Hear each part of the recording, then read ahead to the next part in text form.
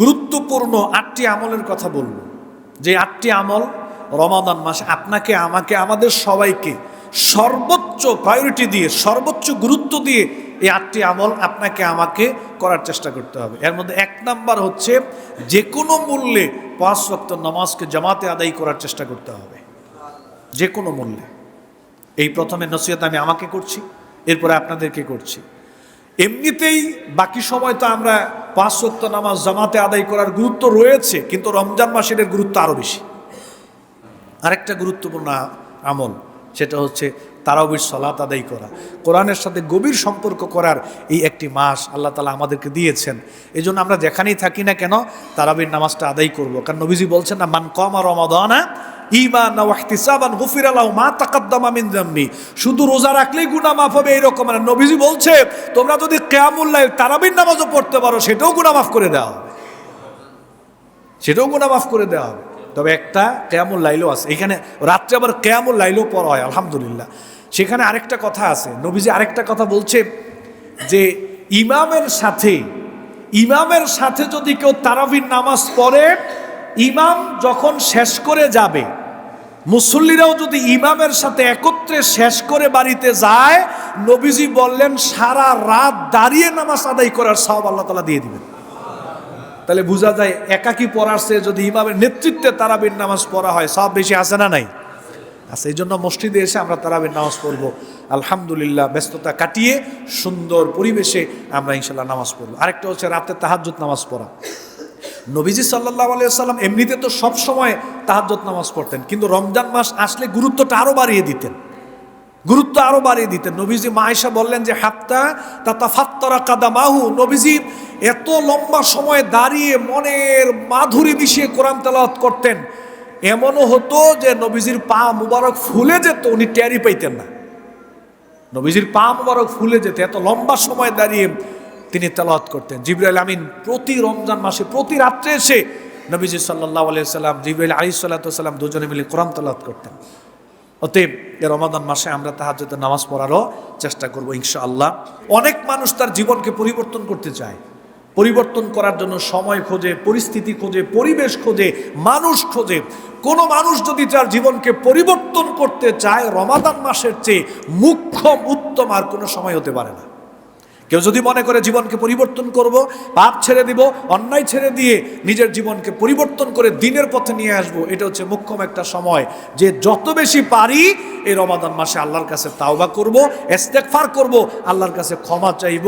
এটা হচ্ছে তাওবা কবুলের মাস, ক্ষমা লাভের মাস, ইস্তেগফারের মাস। যে যত বেশি পারি আমরা এই মাসে নিজেদের গুনাহের কথা স্মরণ করে চোখের পানি ফেলে দিয়ে আল্লাহর কাছে তাওবা করব, ইস্তেগফার করব, ক্ষমা চাইব, নিজের জীবনকে পরিবর্তন করে নিব। আরেকটা কাজ হচ্ছে এই যে আমাদের যাদের বাবা মা আত্মীয় স্বজন দুনিয়া ছেড়ে চলে গেছে, তাদের কথা তো আমরা ভুলেই গেছি, তাদের কথা তো আমাদের আর স্মরণে নাই। একটু সুযোগ হলে এই রমাদান মাসে একটু স্মরণ করেন দাদার কথা, দাদির কথা, মার কথা, বাবার কথা, সন্তানের কথা, ভাইয়ের কথা, আত্মীয় স্বজন যারা আছে, সুযোগ হলে এই রমাদান মাসে একটু মৃত ব্যক্তিদের কথা স্মরণ করে চোখের পানি ফেলে একটু দোয়া করবেন। এই দোয়াটা কাজে আসবে, এই দোয়াটা মাইয়েতদের জন্য কাজে আসবে, এই দোয়াটা আপনার বাবার জন্য কাজে আসবে, এই দোয়াটা মার জন্য কাজে আসবে, আমার দাদা দাদি নানা নানির জন্য, কবরে যারা আছে, দুনিয়া ছেড়ে যারা চলে গেছে তাদের জন্য কাজে আসবে। অতএব যারা যত বেশি পারি আমাদের মৃতদের জন্য আমরা আল্লাহ তাআলার কাছে মাপ চাইব, তাদের জন্য ক্ষমা চাইব ইনশাআল্লাহ। আরেকটা হচ্ছে দান করা। নবীজি সাল্লাল্লাহু আলাইহি সাল্লাম সারা বছরই তো কম বেশি দান করতেন, কিন্তু রমাদান মাস আসলে দানের পরিমাণ নবী সাল্লাল্লাহু আলাইহি সাল্লাম কয়েক গুণ আরো বেশি বৃদ্ধি করে দিতেন। মনে হয় যেন কোমর বেঁধে প্রতিযোগিতায় নেমেছে রমজান মাসে কত বেশি দান করা যায়। সাহাবায়ে কেরাম প্রতিযোগিতা করতেন কত বেশি রমাদান মাসে দান করা যায়। এই জন্য বাবা মার কথা স্মরণ করে, মৃত ব্যক্তিদের কথা স্মরণ করে তাদের পক্ষ থেকে একটু দান করেন যে আল্লাহ আমার মা নাই, 1000 টাকা মার পক্ষ থেকে দিলাম। আল্লাহ আমার বাবা তো নাই, বাবার পক্ষ থেকে 5000 টাকা দিলাম। আল্লাহ আমার দাদা দাদি নাই, তাদের পক্ষ থেকে 5000 টাকা এতিমকে দিলাম। আল্লাহ আপনি তাদেরকে মাফ করে দিয়েন, এই সওয়াব তাদের কাছে পৌঁছে দিয়েন, আল্লাহ তাদেরকে জান্নাত দিয়েন।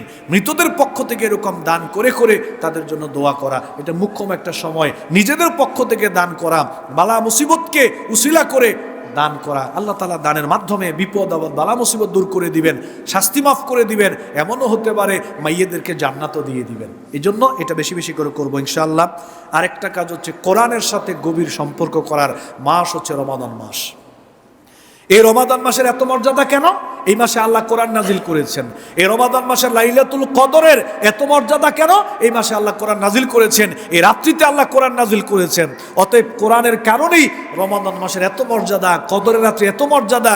এই জন্য রমাদান মাসে একজন মুমিনের সবচেয়ে গুরুত্বপূর্ণ দায়িত্ব হচ্ছে কোরআনের সাথে সুসম্পর্ক করা, কোরআন পড়তে জানা, এটা শিখা, এটা তেলাওয়াত করা, এটা পড়া, অর্থ বুঝে পড়া, ব্যাখ্যা বিশ্লেষণ দেখে পড়া, আলেম ওলামাদের দার্সের মধ্যে বসা। এই রমাদান মাসকে কেন্দ্র করে কোরআনময় জীবন, কোরআনের সাথে গভীর একটা ফ্রেন্ডশিপ করার, বন্ধুত্ব করার একটা মুখ্যম সময় হচ্ছে এই রমাদান মাস। এই জন্য কোরআন বেশি বেশি পড়বো, তেলাওয়াত করব, অর্থ সহকারে পড়বো, বোঝার চেষ্টা করব, আলেমদের কাছ থেকে জানার চেষ্টা করব। এই রমজান মাস হচ্ছে কোরআনময় একটা মাস। ইনশাআল্লাহ আমরা আমাদের জীবনকে কোরআনময় করে গড়ে তোলার চেষ্টা করব। সর্বশেষ আরেকটা পয়েন্ট হচ্ছে, যাদের সুযোগ হয় একে অপরকে ইফতার করাবেন।